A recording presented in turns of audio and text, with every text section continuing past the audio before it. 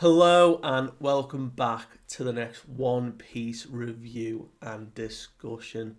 Yes, we are finally back. Those breaks seem like forever almost, but we are finally here with the next chapter release. We were certainly left on quite the bombshell from Oda, and we're pretty close, if not a chapter or two following this, where Egghead is over. I'm pretty sure it's now anyway, but there might be one, maybe two, just to tie up a few other things that are still to be answered. However, we are here. Egghead is officially over. So, without further ado, chapter 1123, The Void Fortnight. So, that's a cool title. I know with translations it's never quite as accurate all the times, but it can be sometimes. I do hope this is the title because unreal from Oda, all the connections. But we continue with Yamato's cover story again on their pilgrimage, and we see that they are now eating Odin with Denjiro and the children, sort of making friends of old enemies and such. So, kind of nice to see. I'm sure we'll get other cameos as they progress throughout the land on their sort of journey around places. But we need to get into this chapter. So, last we had left off was the absolute annihilation of most, if not all, of the Marines, plus three of the Gorosei, getting wiped out by Joy Boy's Hacky Knot. So Emmett had been building up to this moment about something he had. Could he use it? He finally untied a knot inside of him, and it unleashed Haki like we have never seen before. All the Marines, vice admirals are down.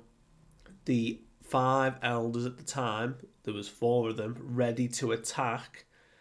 Three of them immediately got banished back to Marijua, where Marcus Mars was waiting because he was sent flying earlier. So we can get onto that later, but it's only Saturn left on the island. So Saturn, some of them, probably Saturn because he was there physically, is the only one left standing, or the only one who could stay present. But the amount of Haki that was used was on a scale that we've never seen, that people have never seen in the world. And even Eam, back in Marijua, felt it and was afraid, was thinking of Joy Boy and knew it was Joy Boy's Haki. So Joy Boy had left it to Emmett to use at the right time. We saw that flashback of Joy Boy in a silhouette. It was certainly an incredible chapter. So we pick right up in the aftermath. We have a Marine response over the transponder snails being like, Egghead, respond, report in, what is your status? And we just see everyone is completely unconscious. We see Doberman, Doll, loads of vice admirals, every other Marine are just down for the count. And only people that we do see standing, particularly just one, is S Snake. So the Seraphim, obviously made of sturdier stuff. S Snake is still in the bubble that she can't break through. However, Haki didn't knock her down. But she's like, yo, wake up, come on, the Straw Hats are escaping here. And there's just no response from anyone. So incredible attack that Emmett has unleashed at this time. And we see Dory and everyone, and we can see a giant's got like binoculars, is looking as like, wow, all the Marines are down. Like, this is it. This is our chance. And Dory and Broggy are like, that was amazing, whatever it was. And it's Dory who's the one to say, that level of hacky might even be greater than Red Hair's. But it wasn't hostile. It didn't feel that way. So that's why everyone on this ship is still standing, because the hacky just didn't affect them. They felt it, but it wasn't hostile enough to affect them in that way. So that's incredible. So whether that was Joy Boy's intent or Emmett's intent when he like released it, of who he wanted it to target, but we see Luffy up in gear 5th above the ship, laughing away, and he says, "Thank you for everything, Iron Giant." Now, I don't know if he told Luffy his name, but I'd have loved if he'd have said, like, Emmett, like, thank you. But he certainly knows Luffy's name. But we do see the Iron Giant power down, half his body destroyed. Poor Emmett did what he had to protect Luffy and his allies.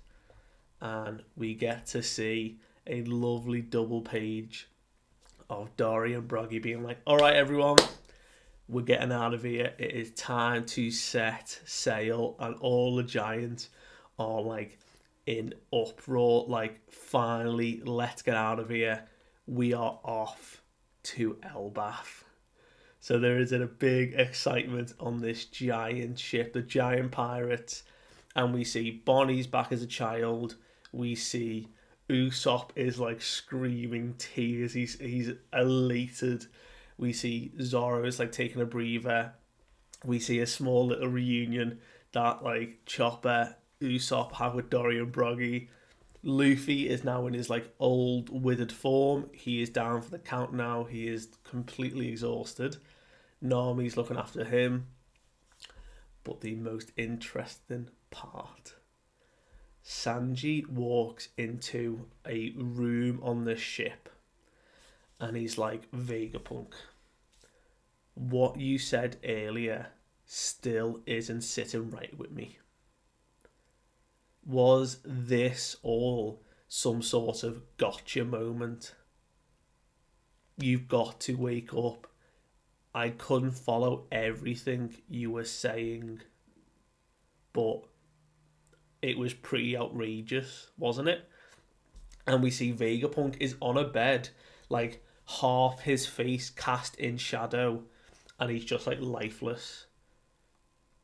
So we know that Vegapunk, the stellar body, is dead, because as he said, his death was the catalyst to set off the transponder snail to produce his message around the world.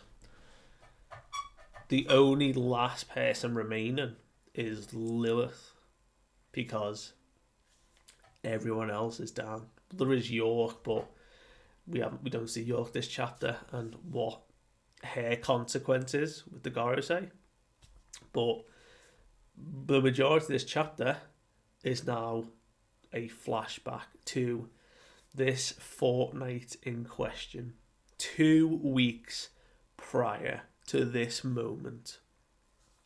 We see Egghead, all fine, nothing to worry about, until Shaka picks up anomalous readings coming from the power station. And they're like, wait, what? And Stella's there with him. And he's like, monitor for fluctuations, the particle density, neutron flux, all these cool scientific terms. And in the room is Pythagoras, Shaka, and Stella. So the three of them are looking at these anomalies. And they spot something odd. Shaka says the energy that is used by the Seraphim is meant to gradually increase over time. Now, this could be some error or just some miscalculation on our part, but these numbers are different from earlier confirmed readings, and Pythagoras is like, they are completely different. And Stella is saying the rate of reaction is increasing. You know, the power station seems stable, like these numbers don't add up. And Shaka says somebody has tampered with the mother flame and stole some of its energy. Every single data point that relates to the power station has been carefully modified. The only culprit that could pull this off is a Vegapunk. And I love that Stella's first reaction is a Vegapunk. Was it Lilith? Obviously, the connotation that Lilith is the personification of bad or evil. That's where Vegapunk mind goes to. It's Lilith, it has to be Lilith. But Shaka's told to be like, right, we can't jump to any conclusions. Us three have ironclad alibis. It can't be any of us. So they're all ruled out. So an insane amount of energy was stolen. Okay? So they said, right, we need to determine who was responsible. We are going to put our brains into stealth mode and we are going to observe everyone. We can't have our memories get uploaded and then the culprit will know what would happen or what we were thinking. So that's kind of cool that they can turn their brains into stealth mode. So they've gone off the radar, off the grid, and they're keeping an eye, especially on Lilith, to find out who is responsible. Now, we all know at this point who it is, and 1 week before present day, Pythagoras rushes in and says, we've identified the culprit. It is York. So they knew it was York a week prior to them escaping and everything that's happened now with the Five Elders and the Straw Hats. They knew York was responsible. And we see York is just sleeping, minding her own business, not causing any problems. And the three of them are in a panic now. And Pythagoras says the memories that she has synchronized are phony. I've confirmed with surveillance cameras and they have been tampered with as well. And Vegapunk is like, why would she do something like this? And my bad, Lilith, I can't believe I was putting the blame on you.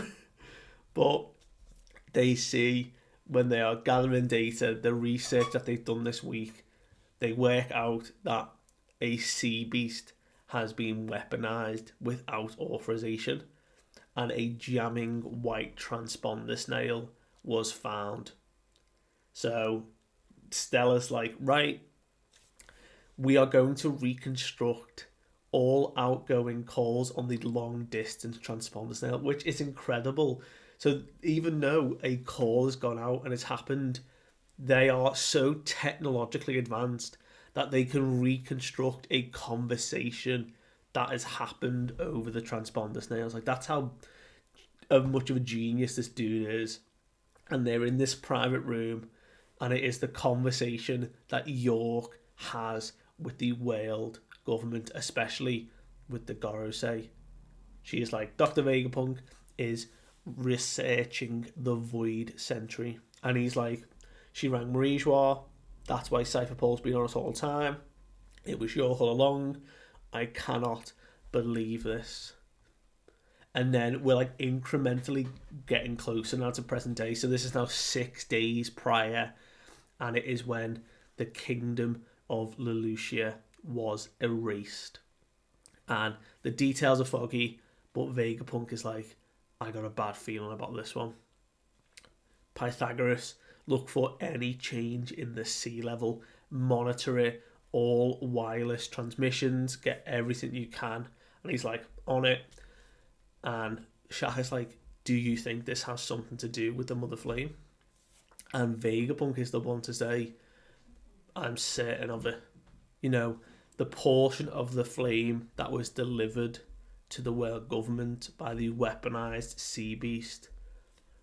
Indulge my conjecture here, but it's plausible now that the world government possesses one of the ancient weapons.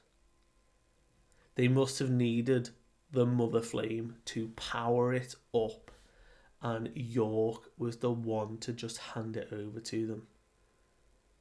We don't yet know her motives around this, but he's like, this deduction, it is hard to even speak aloud.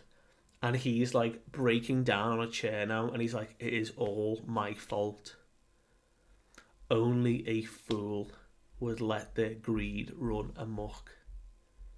And I went and personified it. Oh, like, this dude is breaking, and he's getting the revelations now, and it's all becoming so much that for all his genius, for all his ideas, he went and personified his greed, and that was ultimately what stabbed him in the back. So they have the conversation, do we just apprehend her now, do we lock her away? And Vegapunk is like, it is far too late. York's motives are irrelevant now. They will come for us no matter where we are. They know we've researched the Void Sentry. York has demonstrated her worth to them by just handing over that mother flame. The best we can do is use this opportunity to determine their intent and just try and mitigate damage. They're like on like crowd control now, and Shaka's like, we still have a chance to escape here, like why aren't we just leaving? And he's like, we will just be chased to the ends of the earth. Prepare a boat for the other residents. I don't want them to get caught up in this. It's impossible for us. We will never escape. You know, they will chase us, and inevitably our deaths will be meaningless. But there is something that we have on Egghead that O'Hara didn't 22 years ago. We have the means and equipment to amplify our voice as far as possible. So he's racking his brain, and he's like, what exactly is the world government? You know, the closer he gets, the more mystery and the more shadows that surround it. And he turns in like this really stoic pose, and he's like, if I must die, I will sell my life dearly. And he's like, I apologise for wrapping you two up in this. And Shaka's the one to be like, do not be silly. And they both say at the same time, we are all thinking the same thing. All the Vegapunk. I don't know why like Edison and Lilith weren't like included in this. Like, what were they doing during this time? But we get a shot of Vegapunk's brain. This is where they're kind of hiding out, and they see the brain in the jar, and they're like, there's now just one issue. What exactly constitutes death for us? And it's like, that's a good point. There's only one other thing we must safeguard. And it's like, oh, okay. Mother Flame's a problem. His brain is like a big bank of just thousands of data information. But no. Vegapunk says that the one thing that they must safeguard is the cloud loft technology. The clouds that the lab phases on, and the factory that pumps out the clouds. That technology, the artificial island clouds, is pivotal to saving humanity in the near future. So at this point, they're certain of what's going to happen, and obviously we hear that in the message about the world sinking to the bottom of the ocean. The only thing that he wants to protect is the cloud manufacturing, so that people have a chance to survive. And we see a moment with York and the Stella, and it is right by the Iron Giant. So this is obviously when Stella is trying to hide the transponder snail inside Emmett, and York's like, "Yo, Stella, what are you doing?" And he's like, "Oh, York, same old, same old.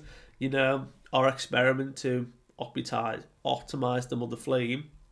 You know, we're really getting things moving along. Like, it will be a huge breakthrough for our ideal energy source. Like, it's so cool." And she's like, "Oh, that would be amazing if we achieved that soon, wouldn't it?" Just like smiling. And he's like, "Of course." I can only pray we never get to that moment, is what Vegapunk's thinking, which is mad.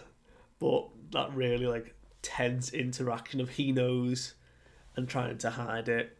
So 2 days prior now is when they film the message. It is Shaka, Pythagoras, Stella, all in the room. Attention to the world. This is Dr. Vegapunk, the world's greatest and most humble scientific genius. What we will say may come as a shock, but everyone has a right to know the truth. And the message goes on.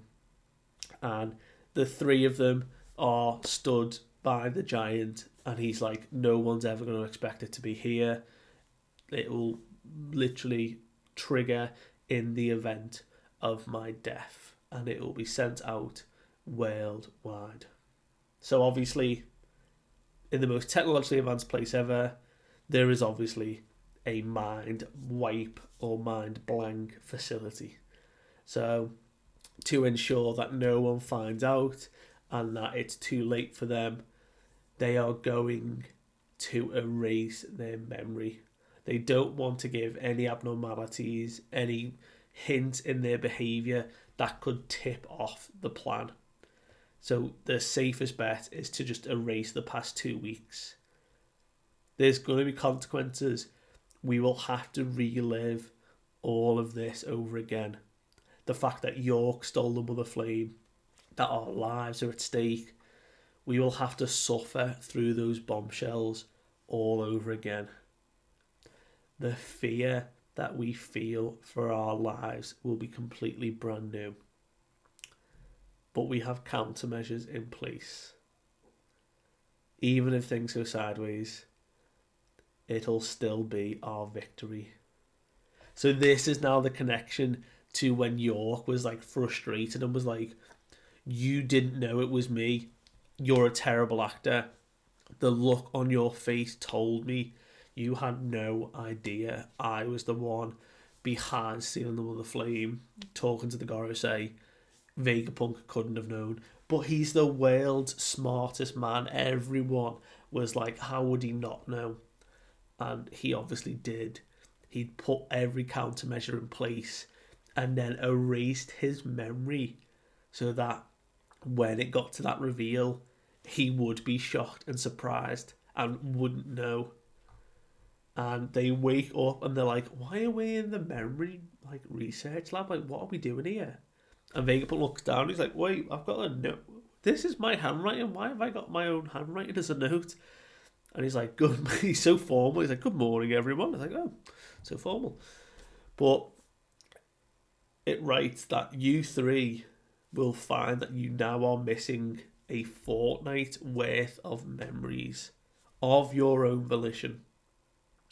A number of things will probably come as a surprise, which is ironically pretty amusing. But I will tell you one thing though. The world government has found out about your research of the Void Sentry. And he's like, "What?" "I have already taken precautions. You just have to put your faith in me and die." What? Literally, as the letter's being read out, we're getting like Vegapunk more and more shocked reaction. Oh, and one last thing. The Emperor, Straw Hat's crew and Bonnie have just made landfall. What? Cypher Polar approaching. What? Like, oh, there's a naval armada coming and blockading the island. What? Admiral Kizaru and Elder Saturn, they seem to be amongst the Armada. What? Like, all these revelations that he's experiencing again and going through, he's reacting more and more shocked because he didn't know he wiped his memory, which is so incredible. But a moment that was not previously shown was in the car, the Vega car, when they are riding down to save Bonnie. It is Sanji, Stella, Frankie, Atlas. So at this point, like, Atlas is kind of just going along with stuff, but Vegapunk says, look, after we rescue Bonnie, it would be best if I stayed put. And he's like, what? Sandy's like, you'll die. And Vegapunk says, look, I don't need to escape anymore. I've thought about it. Just let me die here. And they're like, are you nuts? Do you have like a death wish or something? And he's like, look, far from it. I've come to believe that my death will set something important in motion. And they're like, this is going to be like such a huge mess. You know, we can't just sit here and watch you die. You know, we've got to do something about it. And Vegapunk's like, look, it'll be all right. But just one more thing. It's about the One Piece. I want you guys to be the ones to find it. And the last panel of the chapter, as Vegapunk says he wants the Straw Hats to find the One Piece, we see all the giants hoisting up into the air, ecstatic. We see, typically in every arc, Luffy is centre stage, but not this time. He is there, but he is drained. He's like, hold on, can we do this later? Like, just waiting for me, I've got no energy. He is not centre stage here. No. We are off to the land of his dreams, Elbaf. Standing at the centre, Usopp is ecstatic that he's finally getting to go. He finally is filling his dream of becoming a brave warrior of the sea. After he met Dory and Broggy, he'd heard about Elbaf way back during Little Garden. He is finally going. And I really hope that Oda is doing this on purpose, because Frankie didn't really get much during this arc. Like, this was such a good Frankie arc for him to have some development, you know, finally meet Vegapunk and we get to see all that. No. None of that. We cannot go to Elbaf and not have it be an Usopp focused story. Like, we've had Luffy's focus, we've had Zoro, we've had Sanji's. You know, Sanji got a whole arc. This has to be Usopp's moment. We have waited so long. And I think the reason Oda's putting Usopp more central here is because Oda knows the weight that this arc carries for Usopp's character. It is going to be monumental. And that's the end of this chapter. There is no break next week, but I assume there'll be another wrap up, because we've probably got an interaction between York and St. J. Garcia. They're still on the island. York might have got knocked down, I doubt it. Obviously, all the Seraphim, the government now have control of them. What are they going to do as they're just sailing away? So, there's still a few things to wrap up. There's obviously then maybe some travel, some, you know, catching up to do.